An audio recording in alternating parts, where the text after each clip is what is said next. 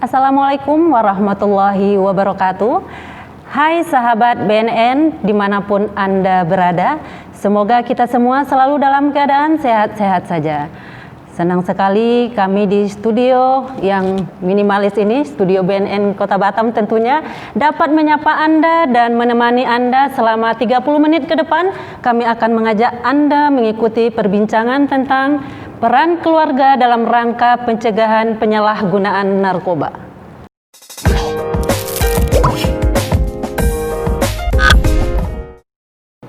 Untuk itu di sini telah hadir bersama kita narasumber. Hai Ibu Inul, apa kabar? Alhamdulillah baik Ibu. Dari raut wajahnya kami sudah bisa melihat pada pagi hari ini sangat luar biasa. Alhamdulillah. Pada masa-masa pandemi tentunya ya Bu Inul ya. Saat ini banyak hal yang terjadi di luar ini Kebiasaan kita, sesuatu yang selama ini kita jalani. Begini Bu Inul, di masa-masa pandemik ini tadi Bu Inul sudah bilang bahwasanya kita melakukan di luar kebiasaan. Nah, di sini juga kita mau tahu nih, kebiasaan BNN itu selama pandemik ini seperti apa? Apakah berubah atau mungkin di luar sana orang-orang berpikir selama pandemik ini BNN kok menghilang? Atau yang seperti apa sih yang bisa dilakukan oleh BNN selama masa pandemik ini Bu Inul? Tapi sebelumnya kita sudah sesuai dengan himbauan pemerintah ya, masker aja ya enggak? Tadi udah cuci tangan belum? Sudah, cuman kita tetap pakai hand sanitizer. Ya betul, dan kita sudah jaga jarak 1 meter, tolong ya. Baik, gimana Bu Inul tadi kegiatan BNN selama di masa pandemik ini? Yang jelas memang kebiasaan berubah dari masa sebelum pandemi ini. Kalau dulu kan kita tuh sering turun ke lapangan untuk sosialisasi, langsung menyapa masyarakat atau ke sekolah-sekolah, ke lingkungan pekerja. Nah, jadi selama masa pandemi ini kan itulah yang dilarang oleh pemerintah untuk selalu jaga jarak, untuk tidak mengumpulkan masyarakat. Jadi kami di sini BNN Kota Batam itu melalui seksi pencegahan melaksanakan kegiatan hanya sosialisasi keliling. Jadi sosialisasi keliling itu menggunakan mobil sosialisasi. Jadi isinya itu menghimbau masyarakat untuk tetap selalu waspada, untuk mencegah atau tentang COVID, penghimbauan COVID untuk masyarakat untuk jaga jarak, untuk memakai masker. Tentunya tidak lupa ya Bu ya untuk himbauan tetap jauhi narkoba. Itu terakhir luar itu biasa. Jangan. Dan ini mungkin kegiatan atau podcast ini merupakan salah satu kegiatan yang muncul setelah adanya pandemik ini ya. Ya benar. Jadi bisa dilihat di mana aja walaupun sambil tetap di rumah saja. Ya, biarkan kami yang ada di office, di kantor, tentunya saudara-saudari semua, teman-teman yang ada di luar sana boleh melihat kami atau mendengarkan perbincangan kami dimanapun berada, di rumah tentunya lebih aman. Baik, Ibu, senyum dulu kita. Kalau tadi kita menyampaikan bahwasanya topik kita pada hari ini tentang bagaimana peran keluarga terhadap pencegahan penyalahgunaan narkoba. Tentunya di sini kita fokus untuk berbicara masalah narkoba. Dan kita tahu bahwasanya narkoba ini menjadi suatu permasalahan bukan hanya di Batam saja ya, bukan hanya di Kepri saja. Bahkan ini permasalahan narkoba ini sudah sampai ke permasalahan dunia tentunya. Khususnya untuk Indonesia sendiri Indonesia itu jadi masuk Indonesia darurat narkoba. Indonesia saat ini sudah menjadi Indonesia darurat narkoba. Artinya angka penyalahguna di Indonesia sudah cukup tinggi ya Ibu ya. Untuk saat ini prevalensi untuk penyalahguna ini seperti apa Bu Inul?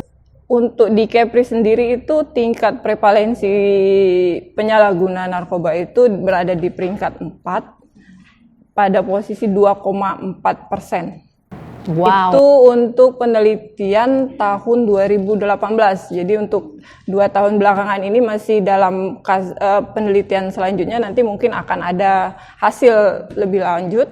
Dari hasil kerja BNN sendiri nanti seperti apa, apakah angka prevalensi itu akan menurun atau semakin meningkat? Tentunya kita berdoa semoga menurun ya.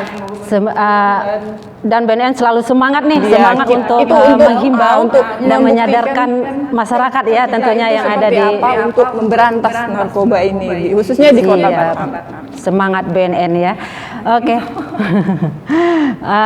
Jadi tadi Bu Inul telah menyampaikan ke kita bahwasanya prevalensi penyalahguna narkoba di Indonesia, itu penelitian Indonesia, dan Kepri tadi ada di peringkat keempat.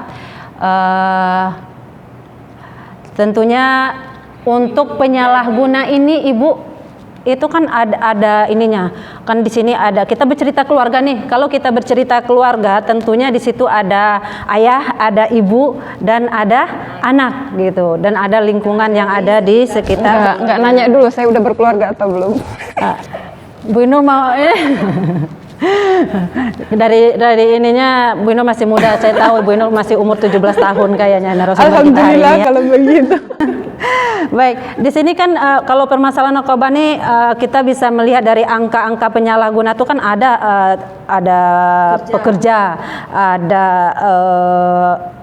pelajar, ada juga yang usia dini bahkan ya Bu Inul ya. Nah, artinya kan narkoba ini tidak pandang bulu gitu loh. Sudah memasuki semua kalangan masyarakat. Mulai dari anak-anak sampai orang tua. Luar biasa ya. Nah, artinya disinilah sangat berperannya keluarga, bagaimana cara pencegahan di lingkungan mereka sendiri ya.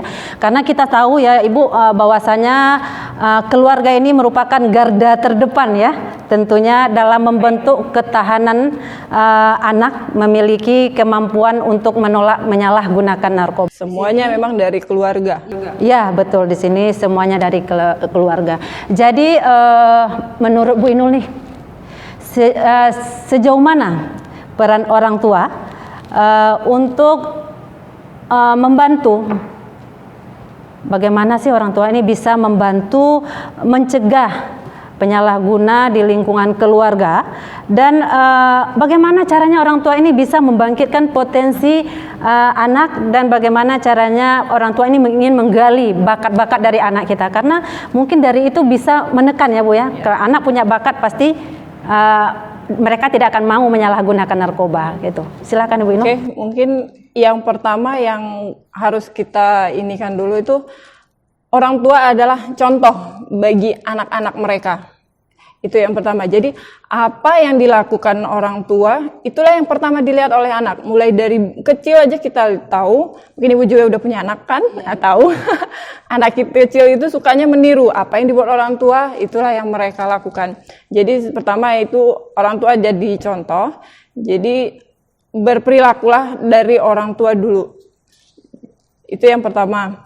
Jadi kalau orang tuanya udah ya seperti apalah perilakunya, ya bakal gimana lah anaknya juga nanti, kita kayak bisa ini juga. Kata pepatah ya Bu Inul ya, buah tidak akan jatuh jauh dari pohonnya. Kalau jauh dari pohonnya berarti anak tetangga.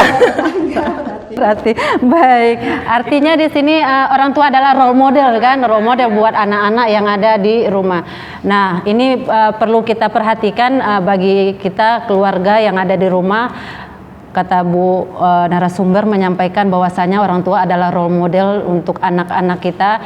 Jadi ketika ini kita langsung saja, orang tua biasanya yang sering memberi contoh itu Bapak ya Bu Inul ya? Bapak. Nah kalau kebiasaan Bapak di rumah itu ngapain sih Ibu? Yang jelas sih kalau ya pagi sampai siang memang Bapak itu nggak ada di rumah, mereka kerja.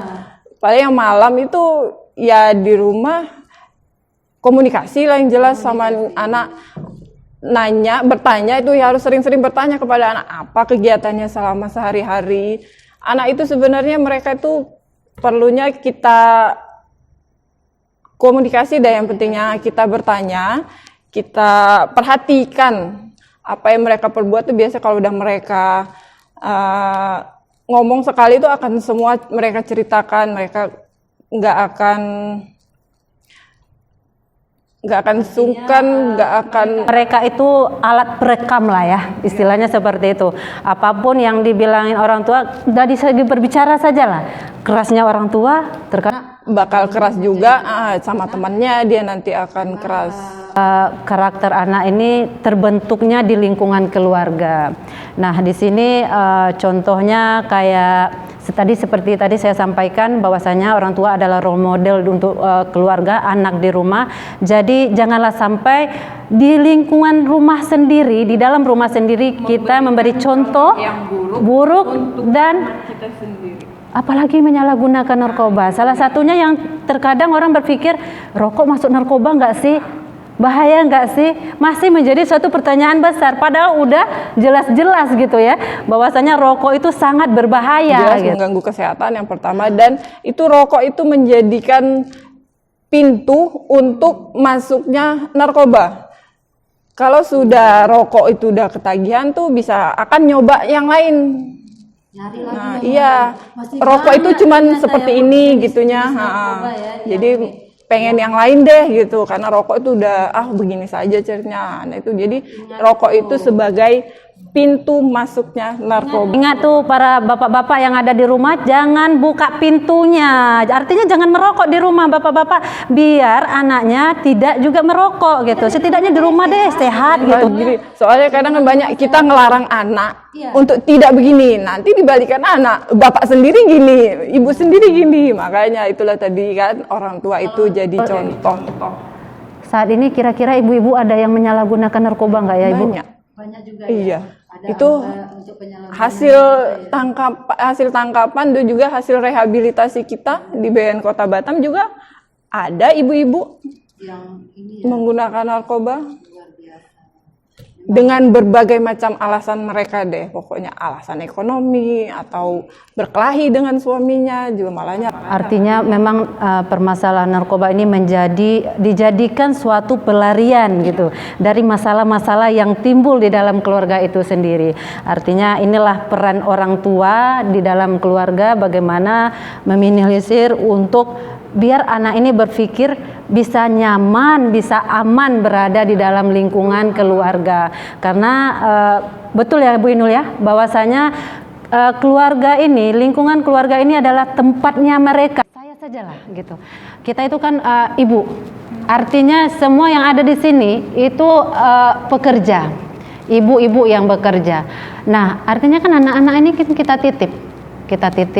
Nah, bagi ibu-ibu yang bekerja seperti ini, Bu Inul, bagaimana ya waktu yang minim ini yang dimanfaatkan untuk kita tuh merasa dekat gitu dengan anak. Hal apa ya kira-kira ibu bisa lakukan dari waktu yang sedikit yang kita ada di rumah gitu? Seperti yang sudah saya bilang tadi tuh, kalau memang seharian kita dari pagi sampai sore itu bekerja, malam hari itu waktunya untuk anak. Disitulah kita manfaatkan. Jauhkan, ya enggak juga, kita kan kerja cuma sampai jam 4, jam 5, jam 5. Sama-sama. Ya disitulah kita kesempatan untuk ini. Habiskan waktu setelah pulang kerja itu ya untuk anak. Jauhkan dari gadget, HP, pekerjaan kantor juga kalau bisa. Jangan sampai dibawa ke rumah. Selesai dulu di rumah, jadi ada waktu untuk anak dan keluarga di rumah. Kita ini kan ibu nanti pulang harus masak lagi segala macam. Nah, kira-kira Bu Inul, waktu yang sedikit itu hal apa yang bisa kita lakukan dengan anak gitu Bu Inul? Mungkin bisa didengar nanti sama ibu-ibu yang ada di luar, yang mungkin udah abis konsep, abis ini ya, kalau ibarat masak abis resep ini, ngapain ya aku sama anakku ya, gitu kan. Jadi kira-kira ngapain Bu enak-enaknya gitu, yang Ibu Inul lakukan di rumah gitu? Kalau saya pribadi sih seringnya seperti ini. Pertama itu membantu dia mengerjakan PR, paling yang jelas itu membimbingnya belajar, paling ngikut belajar. Abis udah belajar kita kayak sambil nonton TV itu sambil ngobrol. Jadi seharian ini dia ngapain aja, di sekolah itu ngapain. Iya, walaupun anak saya itu udah gede, saya udah S1 SMP, tapi masih suka ya itu ngelendot sama saya, makanya oh bahasanya ngelendot ya. Ini kita di Kepri loh, nggak masalah ya. Jadi ya udah dia karena udah dibiasain dari kecil gitu, semua yang saya tanyakan, saya itu dia mau cerita semua, ya udah dia apa yang dibicarakannya di rumah, ya apa yang dilakukan di sekolah dia diceritakan ke saya. Temennya seperti apa di sekolah, kayak itu kalau bisa tuh kita komunikasinya bukan kita mau kepo ya sama anak, nanya dia ngapa-ngapain, tapi ya memang itulah cara satu-satunya mungkin juga untuk mereka itu kita tuh tahu dia itu apa saja yang dilakukannya untuk dia tidak masuk ke pergaulan yang tidak. Dari situ juga kita bisa kenali teman-temannya, siapa aja dia bergaul gitu. Dia merasa dekat lah dengan ibu. Nah, peran bapak gimana sih, Ibu? Seharusnya di rumah itu bagaimana gitu? Kalau bapak kan sama juga ya, ini juga, dia paling berbagi peran lah ya, ayah, ibu gitu ya. Untuk saya suka lebih curhatnya ke saya tuh, banyak ngobrol apa kalau ayahnya itu paling ya nambah-nambahin untuk nasehatin. Nggak bolehnya gini, mana yang baiknya gitu. Kalau kita kan sebagai ibu tuh ngomongnya tuh lain. Kalau ayah tuh pasti dia tegas gini, ya ini kata dia. Prinsip yang nggak bisa dinego gitu kata anak-anak kan sering gitu ya. Alah malah sama ayah gitu kan. Orang ayah prinsipnya nggak bisa dinego. Kalau mak boleh cincai kata dia gitu ya. Baik Bu Inul, memang perlu ya kedekatan antara anak dengan ibu, dengan ayah gitu kan, biar mereka merasa bahwasanya mereka itu di rumah itu juga dianggap, mereka itu di rumah itu juga bisa tempat mengadu dan nyaman saya gitu ya. Nambahin lagi, jadi kita perlakukan anak itu spesial. Setiap anak itu unik. Anak yang satu dengan anak yang lain itu berbeda. Kakak yang kembar aja kadang dia bisa beda. Makanya jadi setiap anak itu kita perlakukan spesial. Jadi kita tuh tidak ada namanya penyakit itu, penyakit membanding-bandingkan. Nah, itu yang harus dihindarkan. Jadi anak yang satu itu tidak boleh dibandingkan dengan kakaknya atau abangnya. Karena itu akan membuat perasaan dia tuh seperti apa gitu. Aku kenapa seperti ini, kakak dan adikku kok bisa lebih bagus dari aku. Nah, itu yang harus kita ini. Artinya dengan seperti itu akan membentuk karakter anak yang keras ya Bu, ya Bu ya. Makanya kita perlakukan anak sesuai dengan ininya masing-masing. Jangan dipaksakan anak yang satu harus seperti anak yang lain. Nah, itu dia. Itu yang nggak boleh. Kalau udah memaksakan tuh tahulah gimana. Kalau anak sudah memaksakan dia bakal tumbuh apa namanya itu pembangkangan jadinya. Jadi kita apa yang kita katakan juga bakal dia lawan atau apa. Nah, itu ibu-ibu yang ada di rumah, tentunya kita sebagai ibu, sebagai orang tua di rumah itu menjadi sahabat. Bagaimana menjadi sahabat buat anak kita sehingga tidak ada batas. Jangan sampai dengan orang tua ada batas anak ini, bahkan dengan orang lain nanti nggak ada batas. Itu yang lebih berbahaya ya Bu Inul ya. Jadi jadi disitulah masuknya nanti pengaruh-pengaruh lingkungan, pengaruh-pengaruh dari luar kepada anak kita, dan jadilah sahabat buat anak-anak kita. Baik Bu Inul, jadi setelah kita mencari sahabat buat anak-anak kita, bagaimana sih caranya kita mempertahankan hubungan baik dengan anak? Ada loh Bu Inul kasus awalnya baik-baik saja gitu dengan anak ini, lama-kelamaan orang tua ini agak sedikit buat anak ini tidak nyaman di rumah. Nah, menurut Bu Inul ini bagaimana caranya kita itu selaku orang tua mempertahankan hubungan baik dengan anak ini gitu? Ya seperti yang tadi itu, komunikasi itu harus tetap dijalankan dan juga ditambahin perhatian-perhatian. Biasanya tuh kalau anak sudah bertingkah aneh itu berarti dia butuh perhatian itu. Nah itu kita itu ya sebagai orang tua itu otomatis sudah ngerti lah gimana tingkah anak itu. Kalau memang ya kita sendiri nggak peduli sama dia, ya jelas dia mereka ini. Biasanya insting ibu tuh lebih kuat ya. Anaknya berubah sikit aja udah tahu maunya apa ini. Udah itu panik gitu langsung sakit apalah itu langsung. Makanya kalau udah aneh anak udah ngurung dalam kamarnya itu udah kita tuh harus was-was. Pokoknya itu satu. Kalau anak sudah berkurung di dalam kamar tuh kita harus tengok. Itulah cara tips kita untuk menjaga anak biar nggak ini ya Bu Inul ya. Biar tahu kita dia tidak menyalahgunakan narkoba gitu. Karena memang salah satu pernah saya baca-baca Bu Inul bahwasanya narkoba ini kan bisa merubah perilaku dari pemakai kayak gitu ya.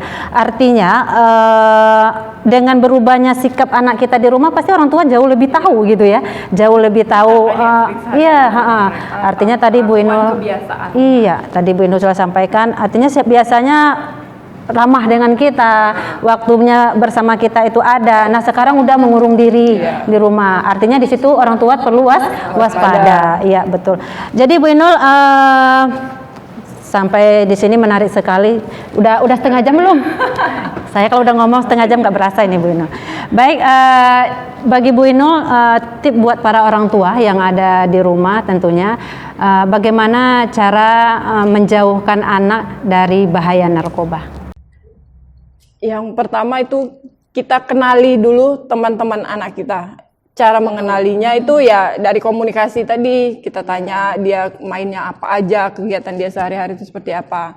Jadi nanti kalau kita udah tahu teman-temannya itu, kalau terjadi apa-apa dengan anak kita tahu mencarinya kemana gitu loh, kebiasaan dia datangnya kemana. Itu yang pertama. Yang kedua, bimbing dia untuk kegiatan-kegiatan yang bermanfaat. Ini tadi ya Sesuai minat dan bakatnya. potensinya apa gitu. Kalau dia sukanya main musik ya salurkan gitu ya. Sediakan, misalnya sediakan alatnya atau dibawa dia les, mungkin ke les piano. Penting disupport ya. Kita harus dukung dia itu. Terus yang ketiga, minta dia belajar, selalu belajar, itu yang jelas, pendidikan itu penting. Yang terakhir tuh kita umat beragama yang jelas ibadah. Nah, selalu kita berserah kepada Tuhan. Kalau udah ibadah itu sudah jadi pedoman kita, insya Allah kita akan bisa terhindar dari semua yang kita takutkan. Takutkan. Artinya di sini kita juga harus tahu cara untuk memberi pemahaman terhadap anak bahwasanya makmu ini nggak kepo-kepo banget loh nah. Tujuan mak tuh begini kan gitu. Iya. Takutnya anak ini kan kalau kita ini tanya mereka berpikirnya, mamaku protektif banget nih. Ya, cara kita bertanya, cara kita bertanya juga anak ya. Sekarang kan ibu tahu. Anak-anak sekarang lagi main handphone kita lirik aja dikit, apa sih bunda, kata dia. Ada jawabannya ya, nggak kayak yang lahir 80-an lah ya, yang lahir 80-an udah kepo-kepo aja sekarang ya Bu Inul ya. Kita menyesuaikan kondisi zaman deh, gimana cara kita dekat dengan anak. Kalau dia suka musik ya berarti kita juga harus suka musik dia gitu, apa gimana gitu kan, biar kita merasa sebaya deh gitu, buat seperti sahabat deh benar-benar. Artinya itu juga menjadi satu tip awet muda loh. Mungkin ya, makanya saya jadi saya jadi kayak anak muda ya. Iya, seperti umur 17 tahun.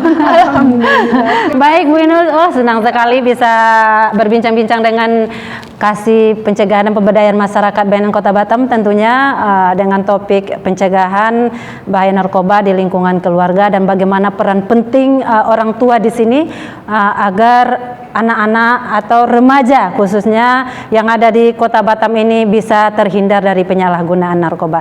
Artinya jangan sampai nanti ke depan Bu Inul ya, bahwasanya para penyalahguna di tingkat pelajar, karena pelajar ini kan uji cobanya ini kali ya, rasa ingin tahu, rasa apa gitu ya.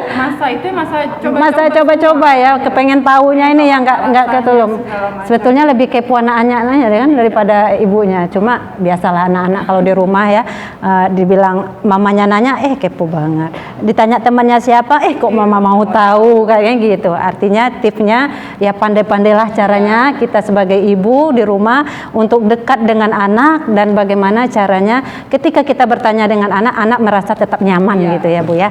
Baik Ibu Inul, sepertinya sudah 30 menit kita bersama, sangat menarik sekali kalau kita berbicara masalah keluarga itu tidak luput dari apa yang kita rasakan gitu ya, apa yang kita hadapi, apa yang kita alami selama ini, karena kita juga berada di lingkungan keluarga kita tentunya, dan mudah-mudahan kita semua di sini bisa terhindar dari bahaya narkoba yang saat ini Presiden aja mengatakan bahwasanya Indonesia darurat narkoba seperti yang disampaikan. Nah, tuh bapak-bapak, lindungi diri bapak dulu, baru anak, baru lingkungan yang ada di sekitarnya. Artinya Orang tua adalah role model buat orang-orang yang ada di sekitar Anda. Terutama keluarga. Oke, baik. Terima kasih Ibu narasumber yang sudah berbagi informasi, yang sudah berdialog cukup elok ya pada hari ini. Tentunya saya selaku moderator di sini mengucapkan terima kasih sekali lagi atas kehadiran Ibu, dan sampai di sini perjumpaan kita pada kali ini. Kita akan bertemu lagi di sesi berikutnya dengan topik-topik yang menarik di lain kesempatan. Saya Rita selaku moderator mengucapkan terima kasih. Wabillahi taufiq wa hidayah. Wassalamualaikum warahmatullahi wabarakatuh. Salam dari BNN Kota Batam.